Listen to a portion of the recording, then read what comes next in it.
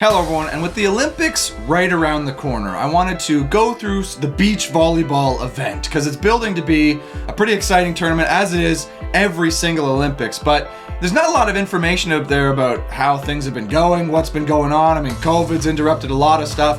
What is even the deal? So hopefully with this video I can give you guys some info about the tournament, how everybody qualified, what the setup is, and some teams to watch. So hopefully you enjoy this video, and let's get into it. So first up, let's talk about qualification. So beach volleyball is pretty unique compared to other sports. You think about some sports like athletics, where if you meet the standard, each country gets a certain amount of teams they can just send. But in beach volleyball, it's not guaranteed that a country gets a team.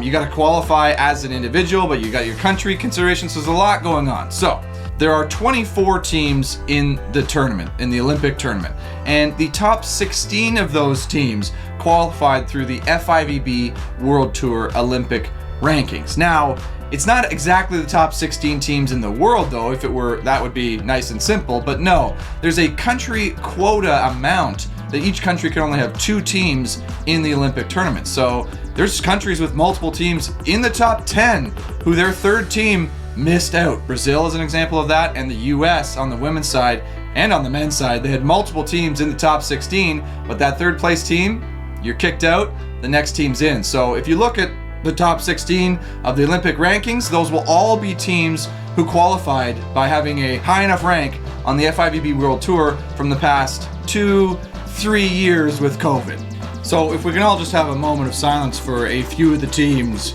who were in the top 16 teams in the world but didn't qualify for the Olympics because 2 teams from their country were actually better than them. On the men's side, Bourne and Crab of the USA, George and Andre of Brazil. I mean, sorry boys.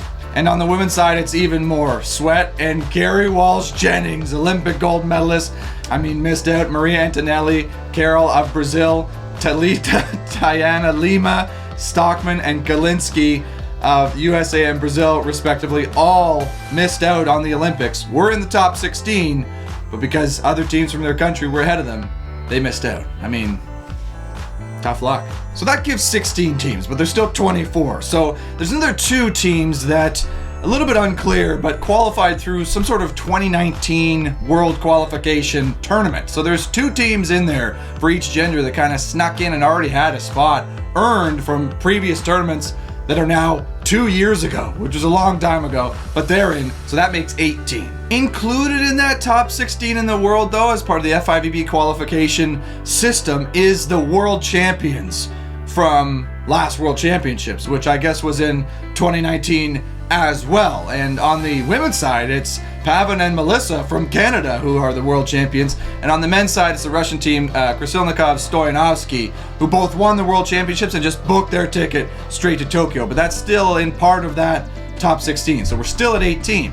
The 19th team that we add in there is from the host country. So Japan will immediately get 1 team in per gender because they're the host. I mean, great benefit to hosting. Canada, why don't we host the game sometime? Oh yeah, it's a load of money.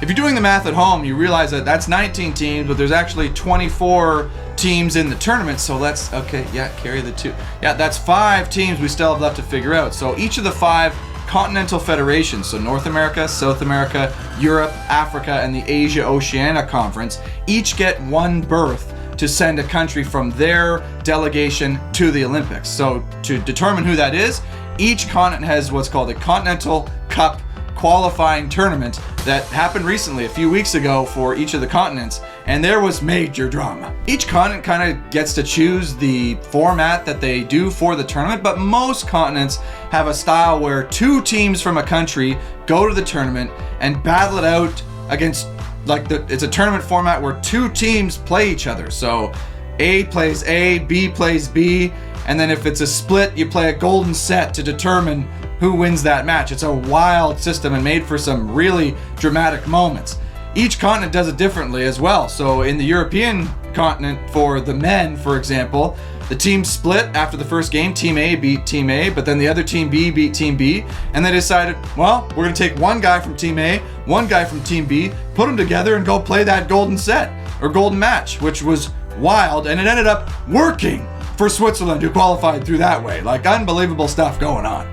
Now, in these tournaments, countries that already had 2 teams for their country in the Olympics didn't get to participate. So on the Canada side, we didn't have any women in the Continental Cup qualifier for NORCECA, which is the North and Central American division, because we already had 2 teams in. But on the men's side, we had 2 teams in the hunt. Saxton and O'Gorman and Pedlow and Schachter from Canada were in the hunt, made it to the final against Mexico, and ended up losing in the golden set 15-12 or whatever it was, within a tight battle.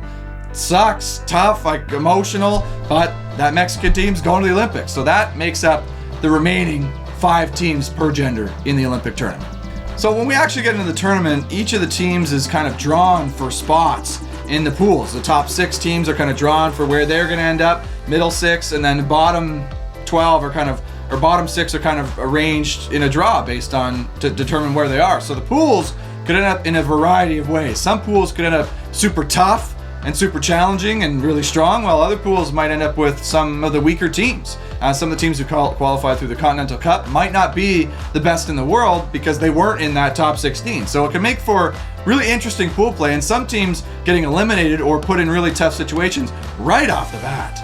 On the men's side, Pool C in particular is a frickin' death pool. You got the Qatar team, who's maybe the hottest team on the planet right now. Gibb and Crab from the USA, who are in the top 16 qualifiers, a strong contender for a medal there. Rossi and Karambula, who worked hard and earned their way into the Olympics over the past few months, they're super hot right now. And Heidrich and Gerson, that team who ended up getting the qualifying berth from Switzerland through the European Continental qualifier, who were also in the hunt for the Olympics, probably in the top 20 of teams in the world. So that is a death pool on the men's side. And on the women's side, our Canadian women ended up in a tough pool. Bansley and Wilkerson ended up in a pool with Heidrich, Verge Dupre, a great Swiss team, Sud and Borger, who one of the stronger German teams in the division, and Schoen Stam from the Netherlands, who earned their berth through the Continental qualifier, who are also a very good team in that top chunk of teams in the world and earned their way in there through that. So look for those pools to be just vicious early.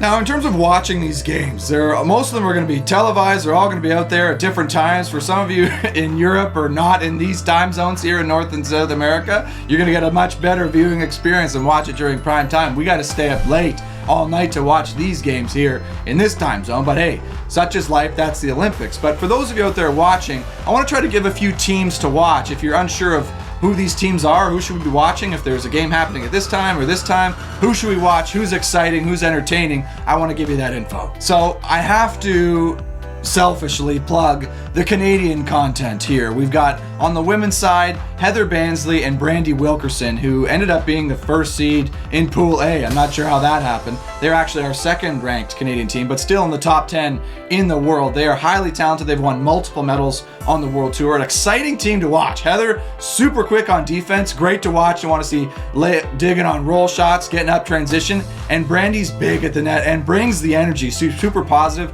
We had her on the Sharp Cuts podcast that I do weekly with my buddy Josh Nickel, and she was just talking about how much energy she loves to have and bring to these games, and how really they're poised and ready to go as confidently as they can in the Olympics. So they're definitely a team who's going to be fun to watch. As well, the other Canadian content that I have to mention, maybe our best chance at a medal that our country has ever had, is Sarah Pavin and Melissa Umania Paredes, who are the defending world champions. Now, they've struggled as of late as they tried to kind of gear up and get ready for the Olympics. They do have a bronze medal recently at a major tournament and have some finals appearances recently, which for them is struggling. It's wild to think about. They've been in multiple finals, won multiple events. They're obviously the world champions. They had a bit of a rivalry with another team who I'll mention as a team to watch over the past kind of year or two as we build towards the Olympics, but they are a strong medal threat. Sarah Pavin is massive. She's 6'5", she's big at the net, gets massive blocks, and Mel